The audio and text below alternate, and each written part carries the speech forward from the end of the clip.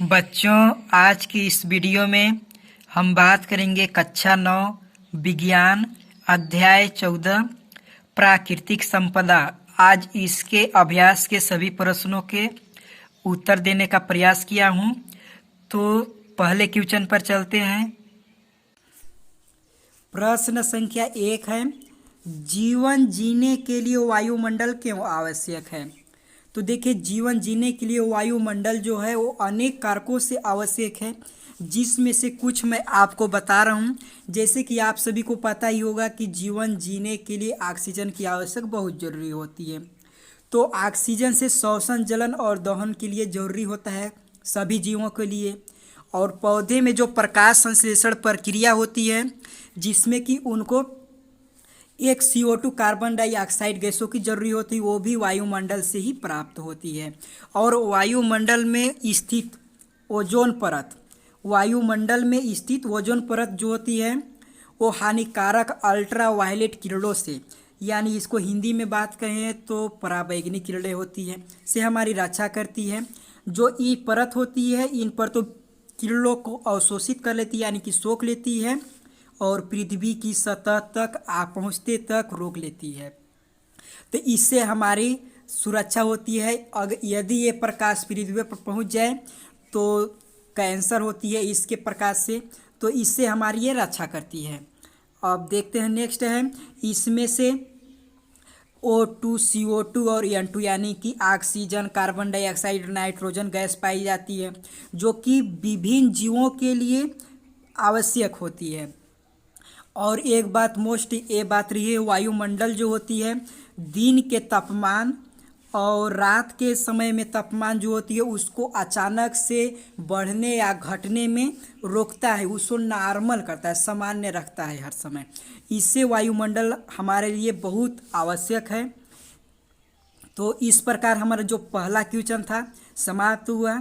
दूसरे क्वेश्चन पर चलते हैं। प्रश्न संख्या 2 है, जीवन के लिए जल क्यों आवश्यक है? तो इसका उत्तर होगा, पानी एक अद्भुत द्रव है जिसे सार्वविलायक कहा जाता है। यानी सार्वविलायक कहने का मतलब कि ये सभी का विलायक का काम करता है जल। तो इस प्रकार ये सार्वविलायक है। यह पौधे और जंतुओं के शरीर में सभी चीज़ों को घोल लेता है, आप सभी को ये पता ही होगा। और जीवों के शरीर के भीतर भोज्य पदार्थ जो होते हैं संवहन अवस्था यानी कि घुली हुई अवस्था में मिलती है। और इसकी यदि हम अनिवार्यता की बात करें क्यों आवश्यक है जल, तो देखिए, जल सबसे पहले सभी प्राणियों को जीवित रहने के लिए जल की आवश्यकता बहुत ज़रूरी है। और कुछ जीव जंतुओं को तो ये आवास का भी कार्य करता है, जैसे मछली हो गई, मेढक हो गई। इस सभी चीज़ों के लिए जल जो होती है वो आवास के भी एक रूप में काम करती है।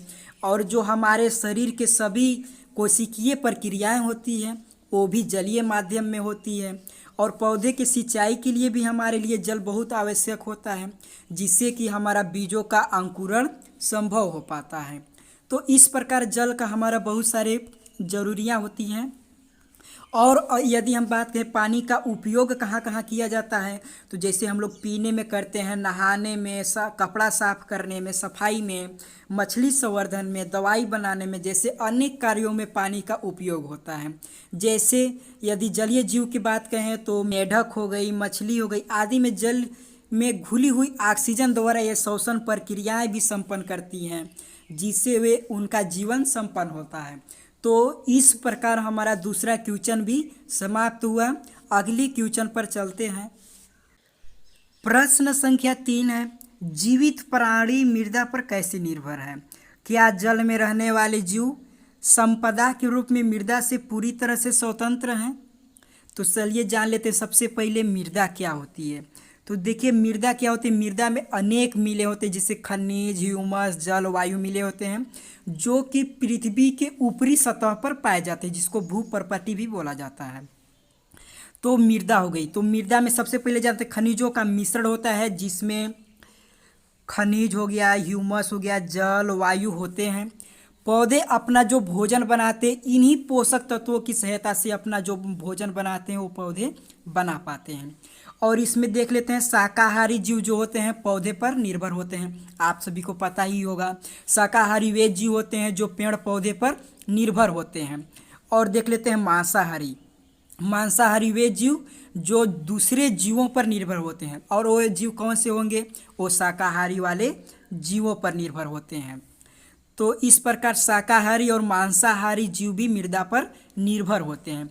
इसके अलावा यदि हम बात करें अनेक जीव जैसे मृदा में पाए जाते हैं, केचुए हो गए, चींटियाँ हो गया, दीमक तो आप जानते ही होंगे, बैक्टीरिया और फंजाई आदि भी पाए जाते हैं मृदा में। अब देख लेते हैं जल में रहने वाले जीव मृदा से पूरी तरह से स्वतंत्र हैं या नहीं हैं।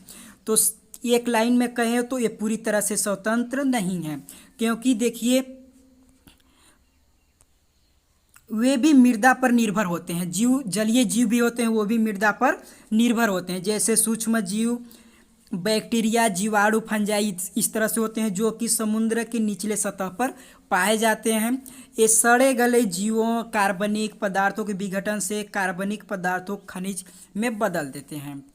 कार्बनिक पदार्थों को खनिज में बदल देते हैं और ये खनिज जल में घुलकर जलीय पौधे के लिए पोषक तत्वों का काम करते हैं या प्रदान करते हैं। और ये प्रत्यक्ष रूप से जंतुओं को भी प्रदान करती हैं। इसके अलावा हम यदि पोषक तत्व की बात करें तो मृदा से बहकर भी जल में चले जाते हैं। तो इस प्रकार जो हमारा तीसरा प्रश्न था वो भी समाप्त हुआ। अब अगले क्वेश्चन पर चलते हैं। प्रश्न संख्या 4 है, आपने टेलीविज़न पर और समाचार पत्र में मौसम संबंधी रिपोर्ट को देखा होगा। आप क्या सोचते हैं कि हम मौसम के पूर्वानुमान में सक्षम हैं? यदि हम एक शब्द में कहें तो हाँ, हम मौसम संबंधी पूर्वानुमान में सक्षम हैं। जो वर्षा का पैटर्न होता है वो पवनों के पैटर्न पर निर्भर करता है, इसलिए निम्न दाब और उच्च दाब के क्षेत्र का अध्ययन करके हम वर्षा का पूर्वानुमान कर सकते हैं। अतः मान लीजिए किसी स्थान में तापमान, आर्द्रता, वायु की गति, कंप्यूटर में संग्रहित पूर्व वर्षों की डाटा के आधार पर जो मौसम वैज्ञानिक होते हैं, मौसम वाले वैज्ञानिक, वह पूर्वानुमान करने में सक्षम हो जाते हैं। जैसे कि इसमें सैटेलाइट बहुत ज़्यादा भूमिका निभाती है अपना। तो इस प्रकार चौथा क्वेश्चन भी हमारा समाप्त हुआ। नेक्स्ट क्वेश्चन पर हम चलते हैं। संख्या 5 है, हम जानते हैं कि बहुत से मानवीय गतिविधियां वायु, जल एवं मृदा के प्रदूषण को स्तर को बढ़ा रहे हैं। आप सोचते हैं कि इन गतिविधियों के कुछ विशेष क्षेत्रों में सीमित कर देने से प्रदूषण स्तर को घटाने में मदद मिलती है। तो हाँ, इससे हम प्रदूषण के स्तर को घटाने में कुछ अंश तक हम सहायता मिल सकती है हमें।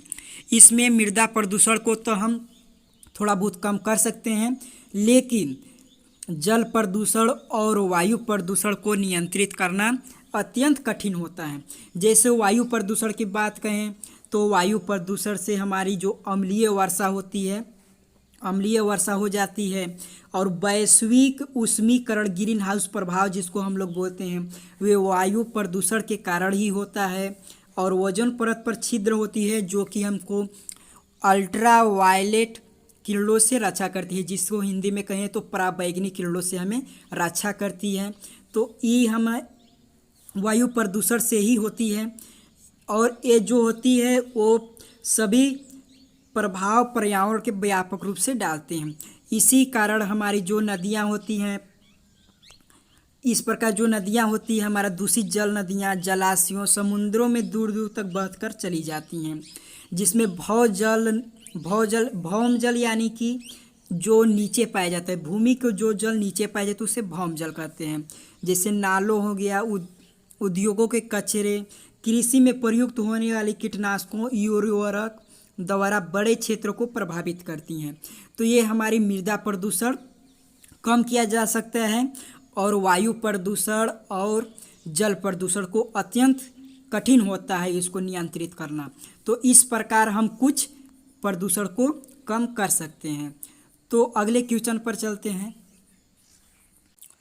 प्रश्न संख्या 6 है, जंगल वायु, मृदा तथा जलीय स्रोत की गुणवत्ता को कैसे प्रभावित करती है। तो सबसे पहले जान लेते हैं वायु पर क्या प्रभाव डालती है जंगल। तो देखिए, जंगल की भूमिका वायु प्रदूषण को अवशोषित करके वायु का शुद्धिकरण करता है।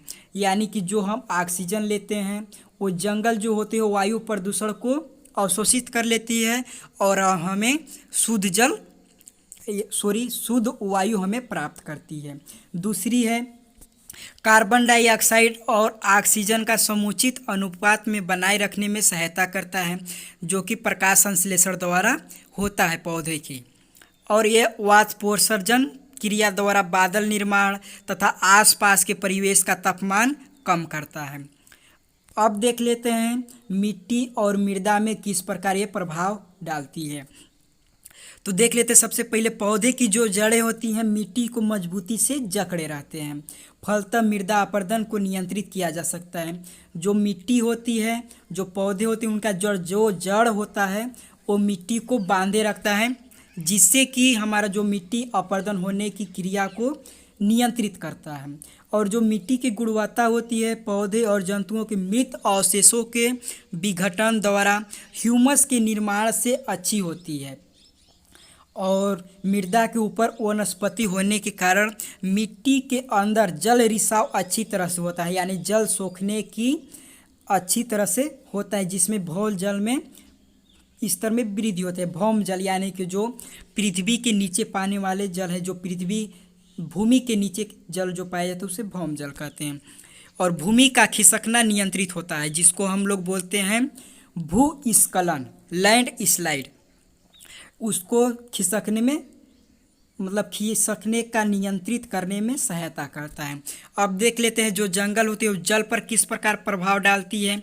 तो देखिए, जल जो होता है जंगल के कारण ही अधिक वर्षा होती है और बाढ़ नियंत्रण में भी हमें सहायता करती है, भौम जल में वृद्धि करती है, जल चक्र और पृथ्वी के तापमान का नियमन करता है। जल चक्र, ये जल चक्र कहें तो देखिए, सबसे पहले नदियों से जल वाष्प बनकर आसमान में जाती है और आसमान से बादल बनकर वो फिर वापस भूमि में ही आ जाती है, तो इसे हम लोग कहते हैं जल चक्र।